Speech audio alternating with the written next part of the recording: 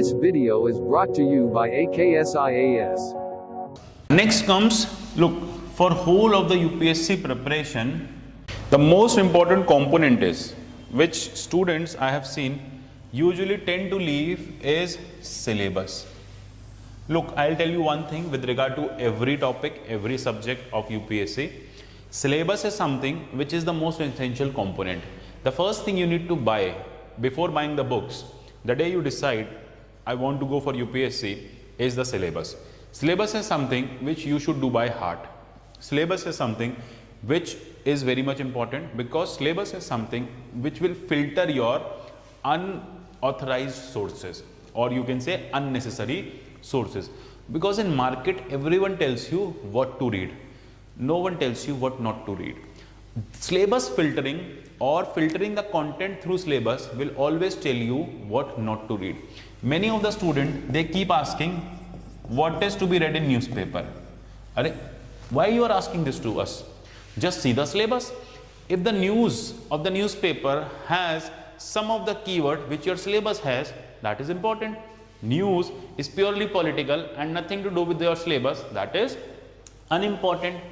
Extremely local news, only related to your local area, has nothing to do with your UPSC syllabus, is not important. So this is what is something is, syllabus is very important part for whole UPSC preparation. So for that scenario, I just want to see how many of you are well aware that what UPSC has given in the essay syllabus, what it has written over there. Has it written, has UPSC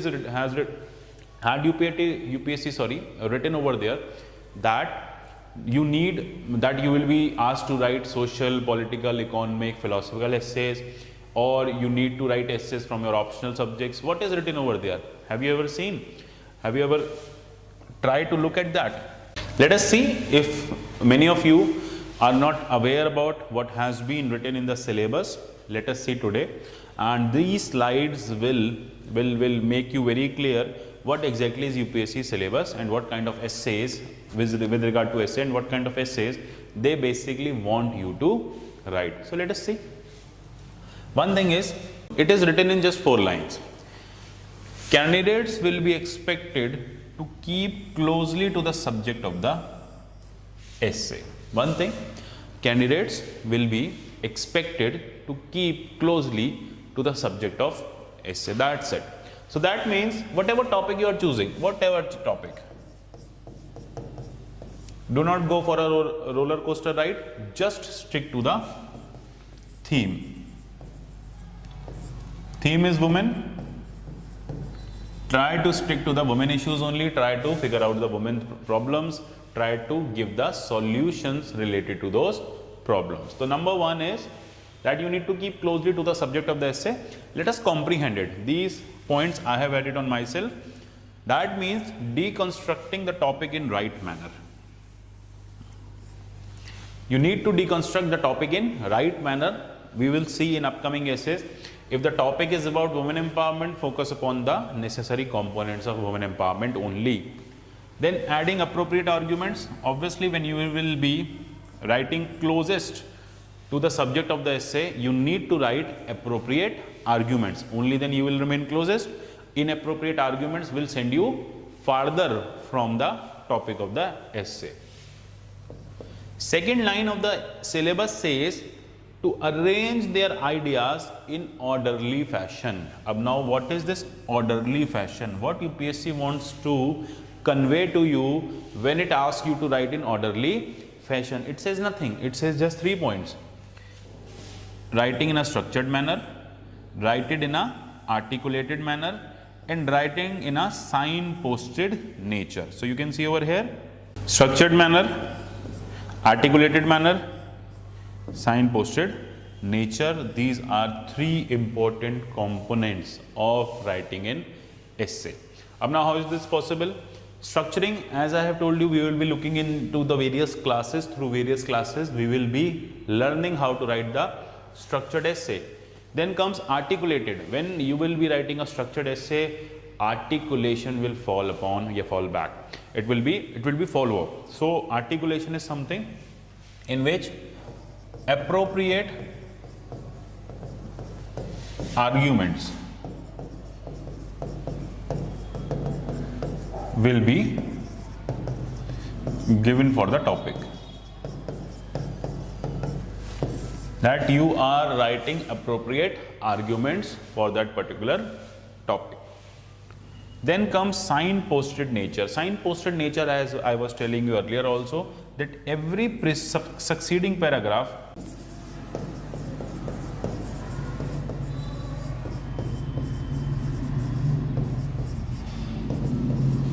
should be able to do some draw some kind of parallels or some kind of connection with. So every succeeding paragraph should be able to draw some kind of coherence with preceding paragraph. Okay, so let us say you are continuing with the social issues. In one paragraph you have tried to give the social problems, in next paragraph go with the economic problems, in next paragraph go with the political problems. This is what is called signposted nature of essays. This is clear. Then point number 3 in the syllabus says to write concisely. Concise writing is very much required. That means, so in 1200 words you need to accommodate as much as possible content, or you can say dimensions. Your essay should be multi-dimension in approach.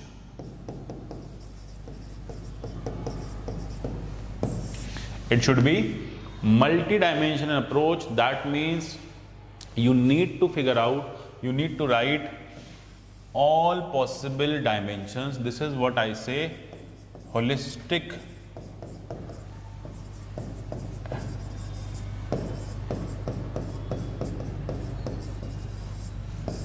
essay writing approach. This is what is holistic essay writing approach. This is clear. Then comes, let us see what exactly it means. It means no beating around the bush. Be into specifics.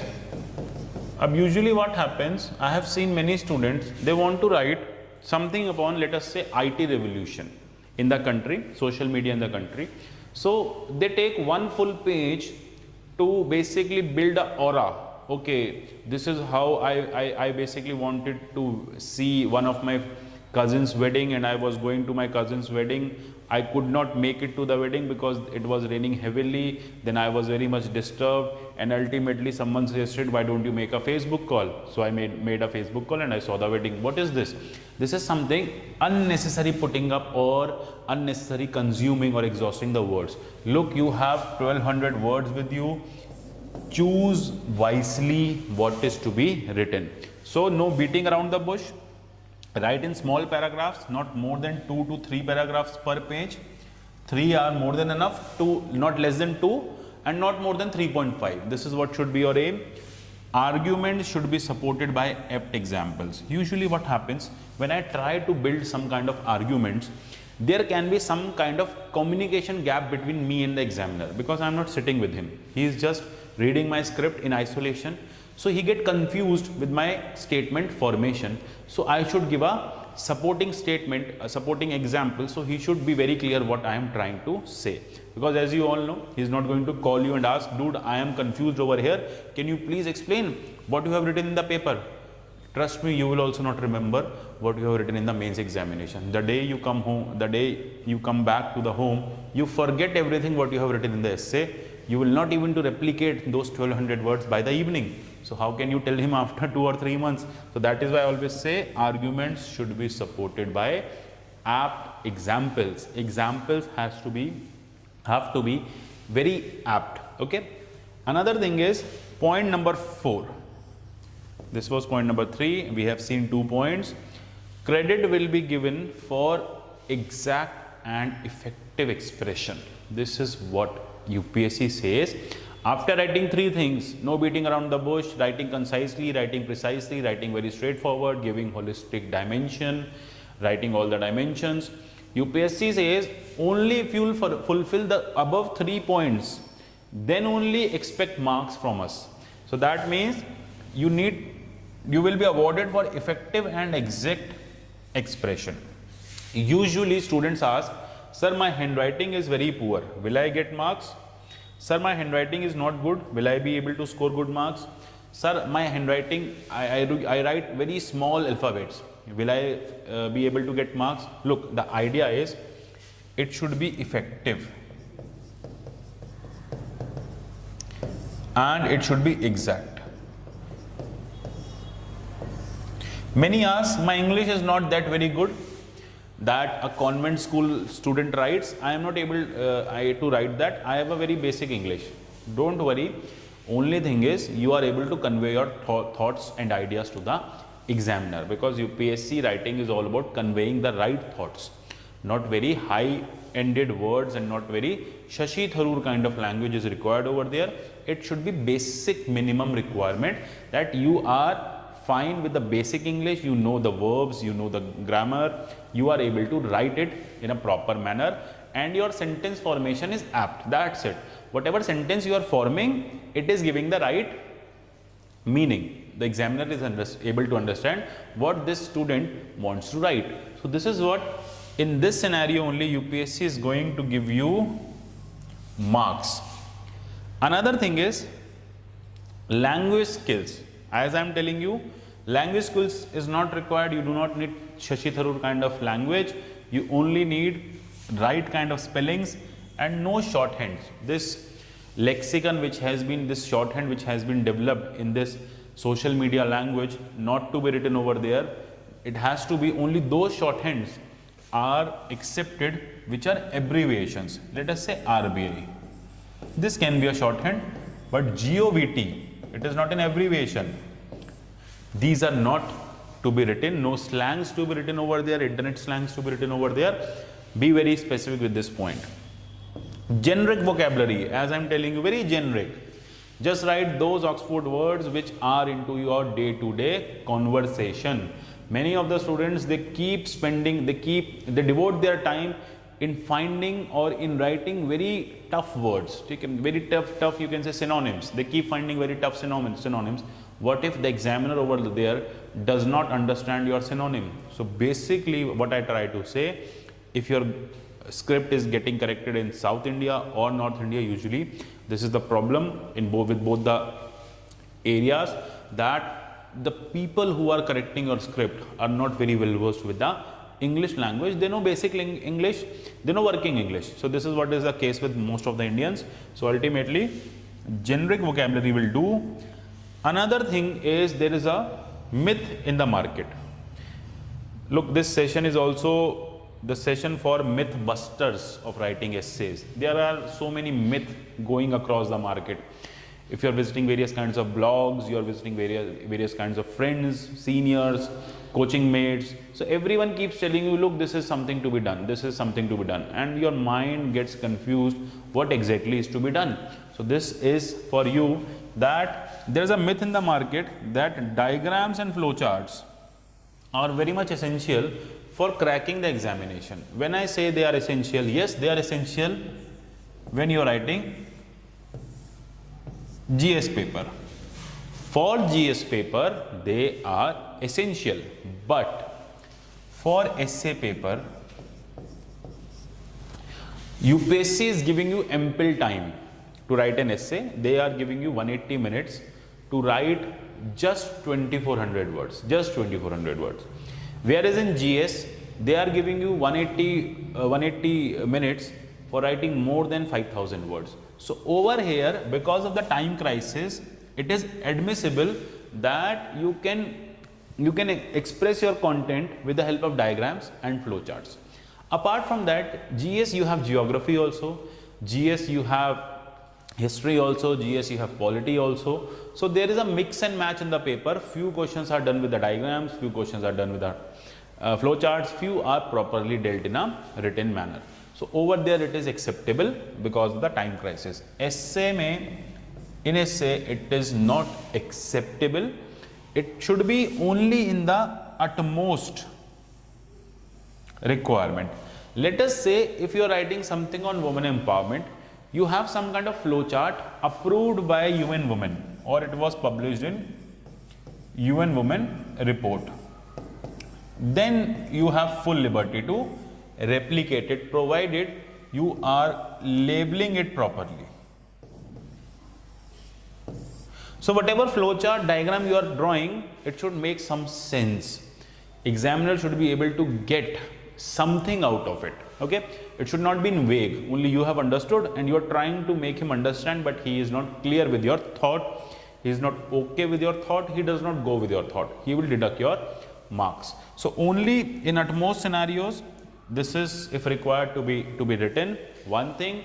Another thing you need to see that these diagrams and flow charts are not necessity, they are mere supplementary aspect. So if you have good diagram with you, if you have collated, this is what you need to do. Up till your mains is approaching, you need to figure out good diagrams in newspapers, good diagrams in various good reports, government reports, UN reports, then supra actor reports, all kinds of reports, and then you should have good drawing skills also to draw that.